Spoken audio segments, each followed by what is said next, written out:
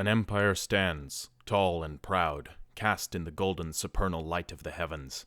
A faith raises its arms in supplication, praising what it believes to be divine. But from the darkness of the empire's past, old wounds fester, and a sinister sickness spreads unchecked across the lands. It is an echo of something that once was, a spreading necrosis, all but invisible to the eyes it has already blinded. A dying god stirs, and only a few are aware of the nightmare waking within the Empire's ancient, rotting heart, and they will not be enough to stop what is coming.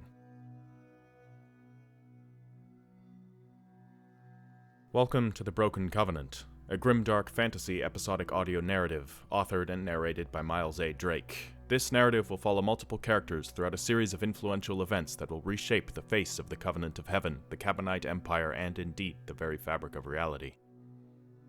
With all that aside, should you enjoy this series, I invite you to leave a like and hit the subscribe and bell icon buttons so that you'll be notified whenever a future part of this narrative is released, and so that the inscrutable YouTube algorithm might see this series and ensure that it is brought to those who might too enjoy it. Now, without further distraction, Book 1, Ezekiel, Chapter 1, The Sacrifice. Sir Ezekiel knelt beside Messenger's fallen form, stroking the charger's white mane with the tender care unbefitting of the silvered gauntlets he wore. The mare's eye was wild with panic and pain. It reflected the swirling red fog and the malign distortions that twisted through it. In some way, it looked aware of what was happening, and for a moment, Ezekiel thought the steed's gaze was fixed upon the misericord gripped in his other hand. It almost looked like a plea for mercy, though given the mare's condition, that mercy would not likely be the one it hoped for. The steed's flesh was eroding. Over the past few days, witch marks had emerged from beneath her skin, and now they were starting to open, oozing poisonous black pus. Ezekiel closed his eyes, knowing full well that beneath his own armor, those same marks were beginning to appear. The warding talismans had kept the corruption in the air around them at bay for some time, but those talismans were beginning to tarnish. Some had already cracked, their protective power spent. They didn't have long. "Brother," the soft voice of Sir Sothariel spoke, strained but comforting. "It must be done." The Justicar stood behind Ezekiel, his hand on the latter's shoulder. "And not just for mercy. You know what might happen should the corruption spread."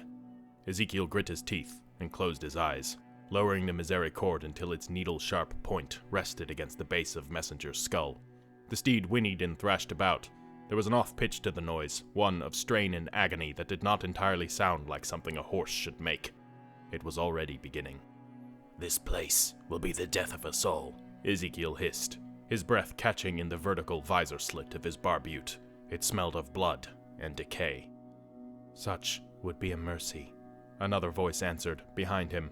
It was almost feminine, though it resonated with an unearthly melody, somehow monotone to Ezekiel's mortal ears, even if its words concealed a song that his mind would never be able to define.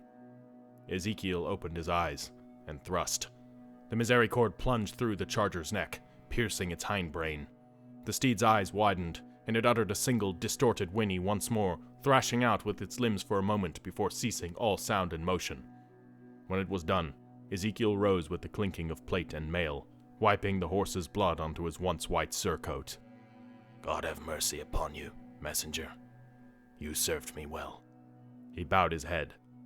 "You served him well." The unearthly voice behind him spoke once more. "Beasts have no place in Elohim's kingdom. They are of the Tellurian." As that solace died, hope's fickle flame guttered again, burning lower and weaker. Ezekiel turned towards the source of the voice. He squinted. The Malak was difficult to look at. It wore the form of a human woman, though such was a poor disguise. Its flesh was like gleaming porcelain, hidden beneath robes of white and gold, impossibly untouched by the filth of their perilous journey. Hair like celestial silver was woven through a seven-pronged golden crown, haloing a shrouded visage concealed behind white cloth.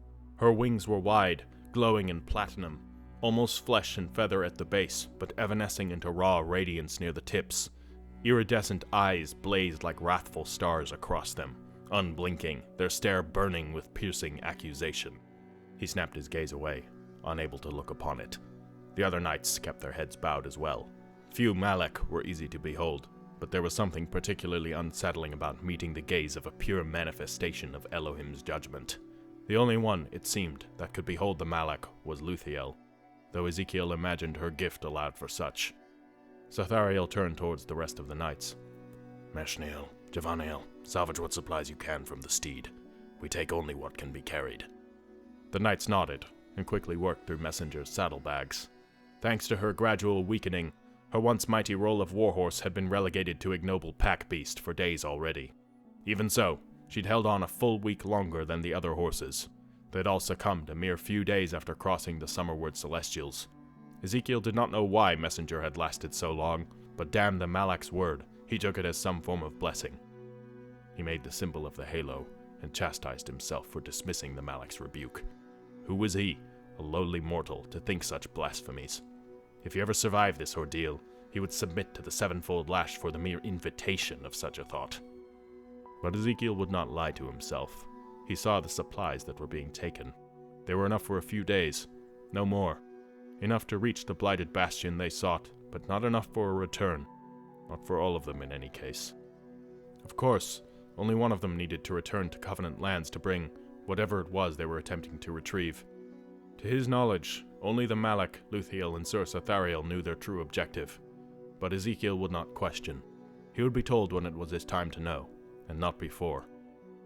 Flexing his shoulders, he felt the half-plate wear heavily upon him, the padded akaton beneath his armor chafing against the open sores on his back and sides.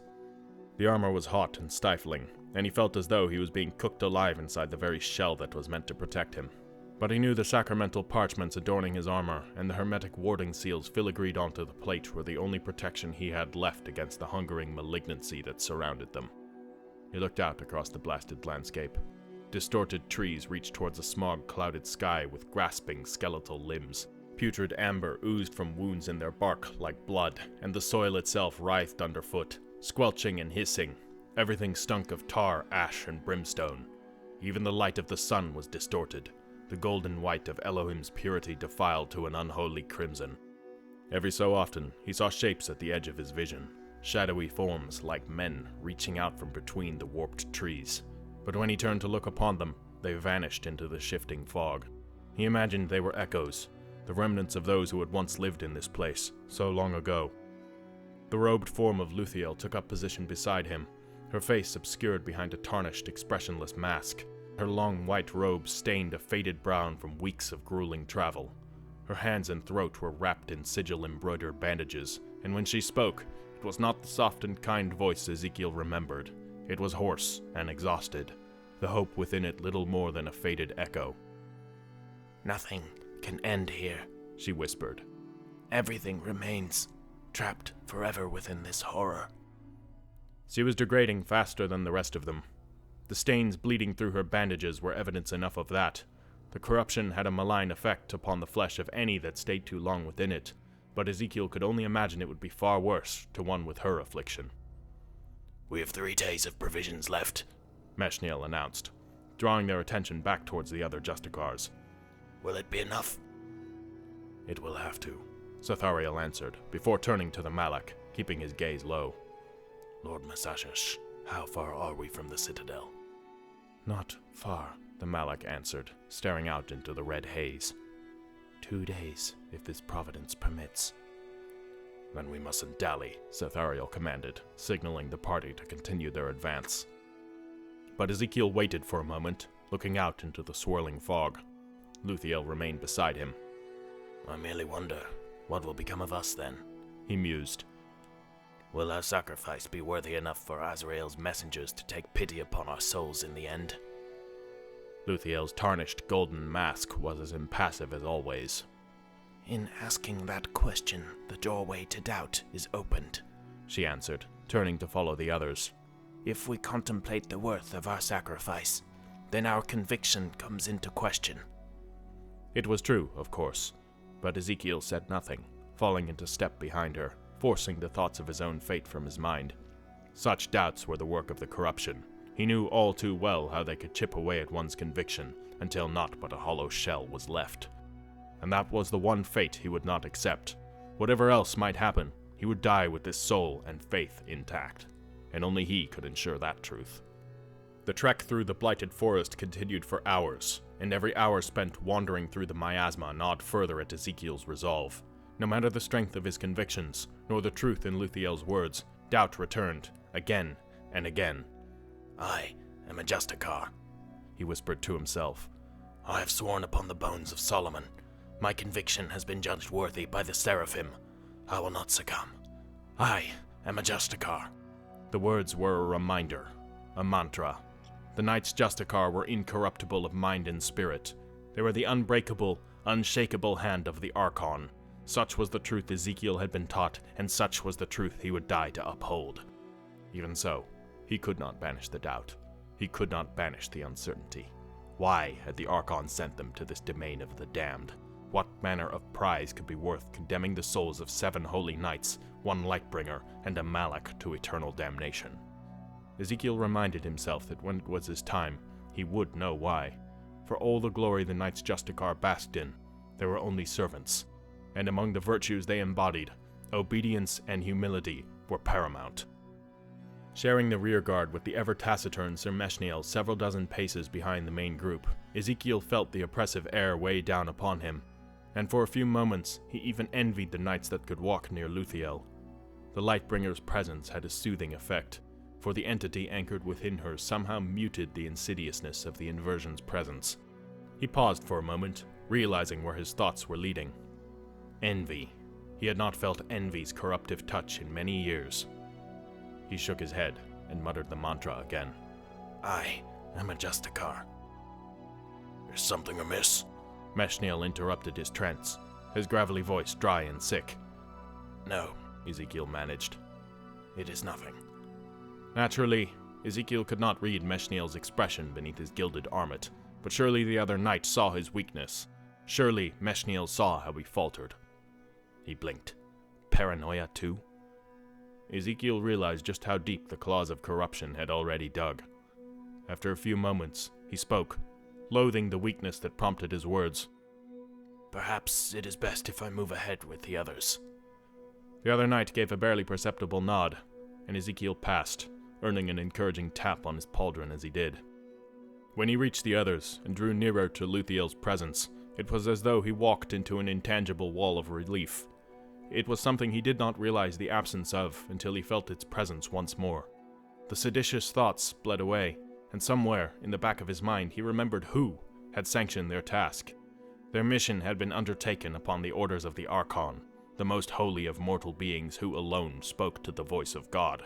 Surely, whatever sacrifices this quest demanded would be worthy. With his mind brought to relative ease, Ezekiel continued his vigilance, plodding along with the rest of the band as they tread deeper into the heart of the inversion. The blasted city's ruins loomed in the distance as they passed through the outskirts, its high cathedral spires and basilica domes periodically coming into view as the crimson haze shifted. Ezekiel kept a firm grip on the hilt of his sword as he panned his gaze between the twisted buildings, searching for any threat. The molten stonework and warped timbers of the derelict cityscape bore things that Ezekiel did not wish to see, but there was little choice in the matter.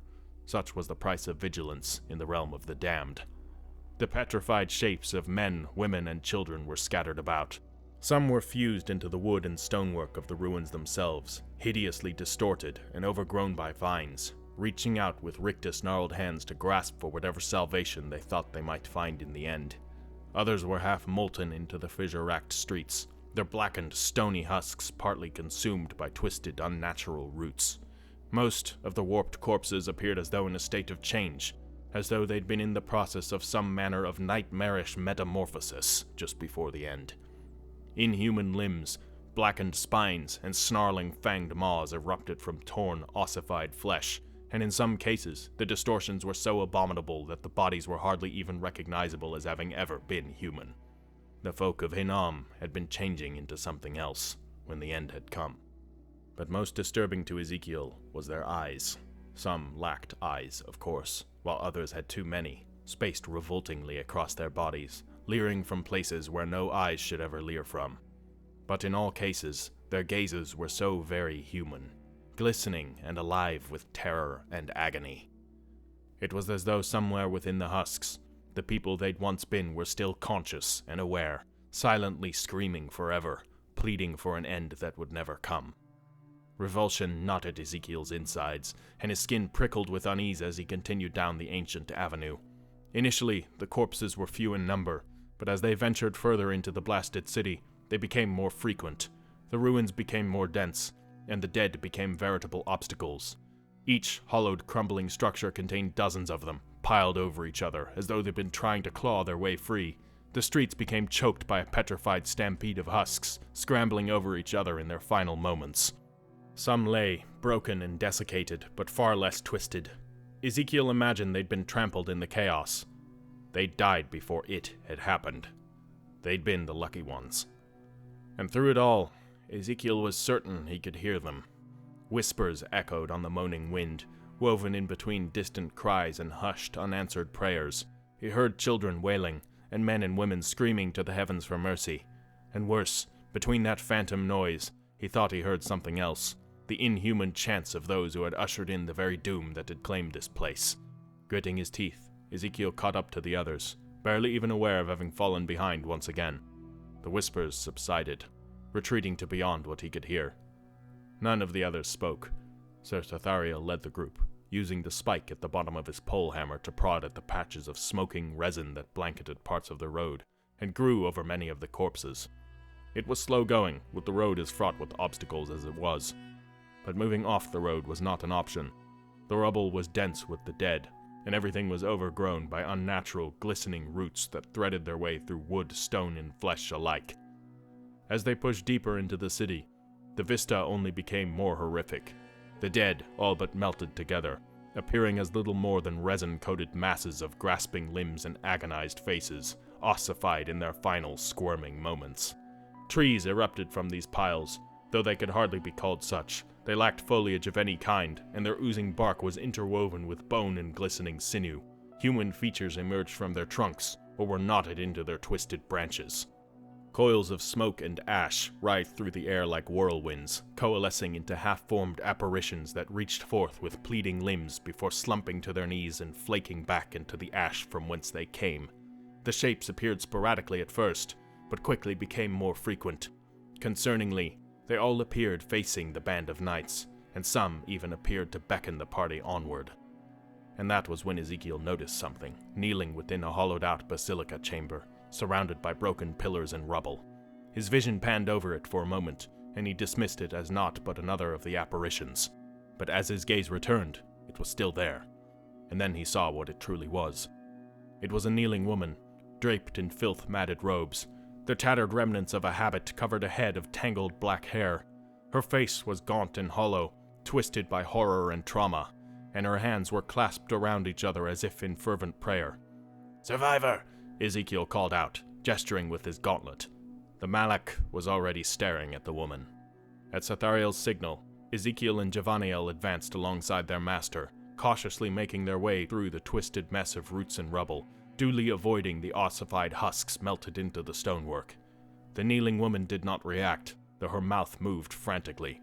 "Stay alert," Sathariel warned, lowering the spiked tip of his polehammer like a spear as he gestured for Ezekiel and Javaniel to flank the kneeling figure. Something about the way she shuddered prompted Ezekiel to draw his sword. As tattered as they were, her robes were unmistakable. They belonged to a novitiate of the Vestal Order. "Sister," Sathariel called, stepping into the shattered basilica chamber, edging around a resin-coated pillar. The woman gave no response.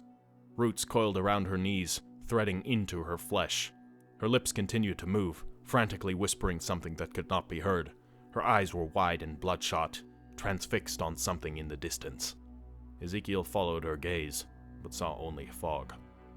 "She must have escaped one of the houndsman's slave caravans," Javaniel muttered as he approached. "A hollow victory," Sathariel agreed, grimly. "Alone and unwarded, there's no way she could have made it far." "Can we aid her?" Ezekiel asked, inspecting the woman as he drew nearer. The skin visible beneath her shredded robe was discolored by malnourishment and corruption.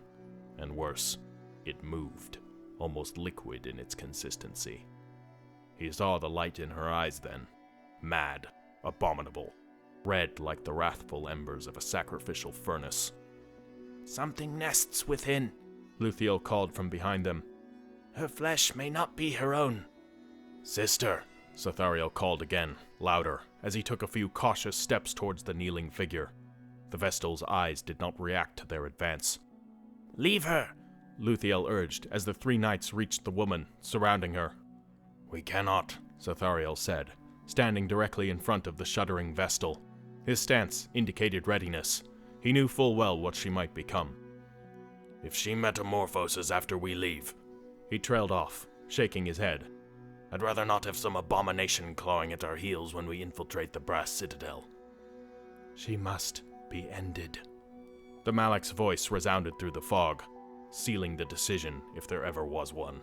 The Vestal's eyes twitched up and fixated upon the Malak with a look of pure shock and terror.